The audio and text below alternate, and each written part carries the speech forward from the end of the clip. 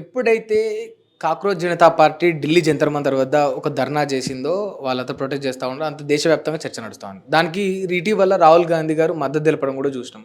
ఆయనను అరెస్ట్ చేయడం కూడా చూసినాం. దానికి సంబంధించి ఇవాళ గాంధీ భవన్ నుండి కాంగ్రెస్ నాయకులంతా కూడా పోయి బీజేపీ ఆఫీస్‌ని ముట్టడి చేసిండ్రు. అది కాస్త ఉద్రిక్తగా మారింది. అక్కడ ఒక రిపోర్టర్ కూడా గాయాలైనాయి. బట్ వీళ్ళపైన కొన్ని విమర్శలు కూడా వస్తా ఉన్నాయి. ఆ విమర్శలు ఏందనేది కూడా ఇప్పుడు అడిగి తెలుసుకునే ప్రయత్నం చేద్దాం. అసలు దానికి వీళ్ళేం స్పందిస్తారో కూడా చూద్దాం. మనతోటి ఇప్పుడు కాంగ్రెస్ సీనియర్ నాయకులైన మెట్టు సాయికిరణ్ గారు అన్న నమస్తే. హాయ్. అయితే విషయం చెప్పండి అన్న. డైరెక్ట్ నేను క్వశ్చన్ అడిగేస్తా. మీరు అసలు ఈ కాక్రోచ్ జనతా పార్టీకి సపోర్ట్‌గా ఉన్నారా లేదా కాంగ్రెస్ పార్టీ వాళ్ళు? నేనేమంటున్నా యువతకు, యువత యొక్క భవిష్యత్తుకి, వాళ్ళ యొక్క నిర్మాణానికి, వాళ్ళు కలగని కళ్ళకు కాంగ్రెస్ పార్టీ అండగా ఉంటుంది. దేశ నడుబొడ్డున రాజధానిలో భారతదేశం యొక్క వ్యవస్థలో ప్రజాస్వామ్య అతిపెద్ద ప్రజాస్వామ్యటువంటి రాజ్యాంగబద్ధమైన వ్యవస్థలో యువత వారు వచ్చి ధర్నా చేస్తూ ఉంటే వాళ్ళు కేవలం ఏదో టైంపాస్ మాటలు మాట్లాడేసి 22 లక్షల యొక్క జీవితాల ఒక యువకుల జీవితాలని పనంగా పెట్టి లీకేజ్ చేసి సిగ్గు లేకుండా మాట్లాడుతుంటే బీజేపీ పార్టీ నాయకులు అండి. అసలు సిగ్గుందా అసలు వాళ్ళకు? యువత ద్వారా ఓట్లు వేయించుకున్నారండి. 14లో 19లో 24లో యువతని మభ్యపెట్టి జై శ్రీరామ్ అని చెప్పి ధర్మం అని చెప్పి 18 సంవత్సరాలు నిన్న ప్రతి ఒక్కరిని మీరు ఓటేయించుకొని ఇప్పుడేమో ఆ యువత అవసరం లేదు, వాళ్ళ ఒక జీవితం అవసరం లేదు, వాళ్ళ భవిష్యత్తు మాకు అవసరమే లేదు, అవసరం ఉంటే వాళ్ళని తూటాలు వెలుస్తాం, వాళ్ళపైన గ్యాస్ వదులుతాము, వాళ్ళపైన లాఠీలు విదులుస్తాము, ప్రతి ఒక్క యువకుని పైన లాఠీలు విరగొడతామని చెప్పి కంకణం కట్టిన బీజేపీ పార్టీ నాయకులకు 2029 ఎన్నికల్లో వారి యొక్క సమాధి కాక తప్పదు. అంటే మీరు ఎందుకు అంటే రాహుల్ గాంధీ అక్కడికి పోకముందుకు, అరెస్ట్ కాకముందుకు ఇంత సపోర్ట్ కాక్రోచ్ జనతా పార్టీకి ఇవ్వలేదు మరి? ఈ రాహుల్ గాంధీ ఎప్పుడైతే వచ్చిండో అప్పుడే అందరూ కూడా కాంగ్రెస్ నాయకులు మాట్లాడుతూ ఉన్నారు. తీవ్రమైన ఇప్పుడు ప్రజల నుంచి వచ్చిన స్పందన, ప్రజాస్పందన, యువకుల యొక్క స్పందన, ఒక కుటుంబం యొక్క ఆవేదన, ప్రతిపక్ష నాయకునిగా ఆయనకు రావాల్సిన ప్రతి వ్యవస్థను అక్కడ కూర్చోబెట్టి రేపు ఎక్కడైనా ఒక ఇబ్బంది అయితే నేనున్నా అని చెప్పి ఉన్న ఆ కుటుంబం కదా. ఇప్పుడు నీ యొక్క సమస్యని నేను పట్టించుకోకుండా గాలి కొద్ది నరేంద్ర మోడీయా కాదు కదా, రాహుల్ గాంధీ, రాజీవ్ గాంధీ, ఇందిరాగాంధీ ఒక కుటుంబం నుంచి వచ్చినటువంటి ఒక దేశం కోసం రక్తం కుటుంబం వచ్చిన వ్యక్తి. దేశం యొక్క యువత ఇబ్బంది ఉంటే రాడా? మరి మీరెందుకు అప్పటి వరకు స్పందించకుండా రాహుల్ గాంధీ వచ్చినప్పుడే స్పందిస్తూ ఉన్నారు? నాయకుని యొక్క స్పందన గురించి చూస్తాం కదా. ఇప్పుడు నాయకుని యొక్క స్పందన కోసం ముందుకెళ్తా ఉంటాము. ఇప్పుడు మీరు ఉన్నారు మీకు యాజమాన్యం యొక్క వ్యవస్థకు మేము పనిచేస్తారు కదా. అదొకటి మా నాయకుని యొక్క పిలుపు పనిచేస్తూ ఉంటాం. యువత కోసము ఆయన పడుతున్న తపన, ఆయన పడుతున్న ఆవేదన, ఆ కుటుంబాలు ఆక్రోశము మన కళ్ళ ముందు కనపడతా ఉన్నాయి. సింహాద్రి, మనం మాట్లాడడం ఉండండి. ఇప్పుడు నువ్వు యువకునే, నేను యువకునే, మన అయితే తెలంగాణ రాలేరా? నెట్ రాశారు కదా, ఎంతో 10,000 మందో 5,000 మందో 20 మంది రాశారు కదా. అంటే తెలంగాణ భవిష్యత్తు ఉంది అందులో. ఇప్పుడు నేను నీట్ రాశాను, నాకు ఒక దానిలో 550 మార్కులు వచ్చినాయి. మళ్ళీ ఎలక్షన్లో నాకు మళ్ళీ నాకు ఎగ్జామ్లో 150 వచ్చినాయి. అంటే ఇప్పుడు ఏమైంది చెప్పు నాకు?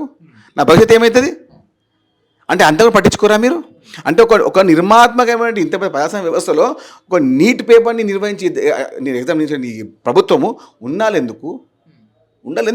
మీరేమో ఇంత స్ట్రాంగ్గా వాళ్ళని క్వశ్చన్ చేస్తూ ఉన్నారు, కానీ మీ మీద ఒక బిగ్గెస్ట్ అలిగేషన్ ఉంది. అంటే మొత్తం కాంగ్రెస్ పార్టీ మీద కానీ రాహుల్ గాంధీ గారి మీద కానీ మీరంతా దేశద్రోహులు అంటూ ఉన్నారు, లేకపోతే మీకు పాకిస్తాన్ నుంచి ఫండింగ్ వస్తూ ఉందని అంటూ ఉన్నారు. ఇవన్నీ మరి ఎట్లా చూస్తారు? నేను ఏమంటున్నా, బీజేపీ పార్టీ ఒకటే ఉంటుంది, వస్తే పాకిస్తాను లేకపోతే బంగ్లాదేశ్, అంతే కదా. ఇంకేముంటుంది వాళ్ళ దగ్గర?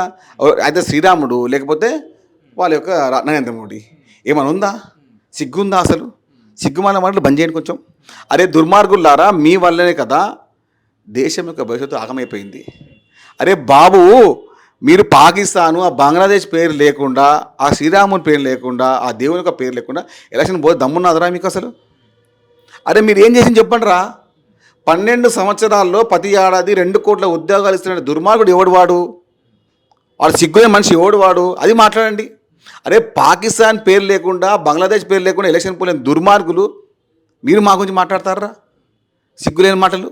అరే సిగ్గులేని మాటలు మాట్లాడి యువత యొక్క ఓటు తీసుకొని ఇప్పుడేమో దుర్మార్గంగా మాట్లాడుతున్న బీజేపీ నాయకులారా, అసలు మీరు మనుషులేని అడుగుతున్నాను నేను. మీ కుటుంబంలో మీ యొక్క స్నేహితుల కుటుంబంలో ఎగ్జామ్ రాసి ఉంటారా? అది తెలుసుకొని మాట్లాడరా కొంచెమన్నా? దేశం యొక్క భవిష్యత్తుని మీరు ఆగం చేసి ఇప్పుడేమో నీతులు మాట్లాడుతున్నారా? మరి అంటే అక్కడెక్కడో నిజంగా ఇంత నష్టం జరిగితే అంటే అక్కడ సెంట్రల్ గవర్నమెంట్ ఫెయిల్ అయితే మీరు ఎందుకని ఈ రాష్ట్రంలో ఈ హైదరాబాద్లో ఇక్కడున్న బీజేపీ ఆఫీస్ను ముట్టడించిండ్రు? మేమెందుకు ముట్టడిస్తామండి? మాకేం అవసరము? మీరు కర్రలు పట్టుకొని పోలేదా బీజేపీ ఆఫీస్ వాళ్ళు వచ్చిన తర్వాతనే వాళ్ళు వచ్చి అరే మేము యుద్ధాయుధం కోసం కొట్లాడితే మీరు మా ఆఫీస్ రావడం ఏంది, రండి లోక్భవన్ రండి. అరే మనం తెలంగాణ దేశ నిర్మాణం కోసము, తెలంగాణ ఒక యువత ఒక నిర్మాణం కోసము లోక్భవన్కి మనం ధర్నాకు పిలుపునిస్తే అక్కడ రంటారా మీరు? అక్కడ ధర్నా చేయండి వచ్చి మీరు కూడా. గాంధీభవన్ ధర్నా చేస్తారా? గాంధీభవన్ ధర్నా చేస్తే పోచమ్మ గుడి ముందు పొట్టలు వచ్చినట్టే. బీజేపీ నాయకులారా చెప్తున్నా మీకు, పోచమ్మ గాంధీ భవన్ ముందు ధర్నా చేస్తే పోచమ్మ గుడి కాడ పొట్టెలు వచ్చినట్ట 100% కదా. పోచమ్మ గుడి ముందు పొట్టెలు రావద్దు, వస్తే ఏమవుతుందో మీకు తెలుసు. అంటే ఓపెన్ గా మీరు డైరెక్ట్ గా బెదిరిస్తా ఉన్నారు, డైరెక్ట్ వార్నింగ్ ఇస్తా ఉన్నారు. చెప్తున్నాం కదా, నిజం చెప్తున్నాము. మీ నాయకత్వానికి ఒకరు గాలికి పోయిన రామచంద్రరావు మాట్లాడితే మీ రామచంద్రరావుకి అక్కలే లేదు. అరే దుర్మార్గులారా, 40,000 మంది ఎగ్జామ్ తెలంగాణ రాసినారు. రాసి వాళ్ళకి ఇబ్బందులు పడతా ఉంటే తెలంగాణ పౌరునిగా తెలంగాణ రాష్ట్రం యొక్క ఒక వ్యవస్థగా మాట్లాడొద్దా? దేశంలో 21,70,000 మంది యొక్క ఎగ్జామ్ రాసినప్పుడు వాళ్ళ కుటుంబాలు ఎంత బాధపడుతున్నారో చెప్పండిరా. అయితే ఇప్పుడు నాకు ఒక ప్రశ్న, నిజంగా ఇదంతా కూడా వాస్తవమే అంటే ఈ పేపర్ లీకేజ్ కానీ విద్యార్థులు ఆవేదన పడండి. అసలు ఈ మధ్యలో మీరు కర్రలు పట్టుకొని పోవడం, వాళ్ళు కర్రలు పట్టుకొని రావడం, ఈ పరిస్థితి ఎందుకు వచ్చింది? కర్రలు మేము తీసుకెళ్ళామండి. ఒకటి చెప్పండి, అరే బీజేపీ మా కాంగ్రెస్ పార్టీ ఇంత పెద్ద ఆఫీస్లో ఎప్పుడైనా మీకు కర్ర కనబడిందా? ఒక రాయి కనబడిందా? బీజేపీ మా దగ్గర కరపత్రాలు ఉన్నాయి, గాంధీ భవన్లో కరపత్రాలు ఉన్నాయి, బీజేపీ ఆఫీస్లో కర్రలు రాళ్ళు ఉన్నాయి.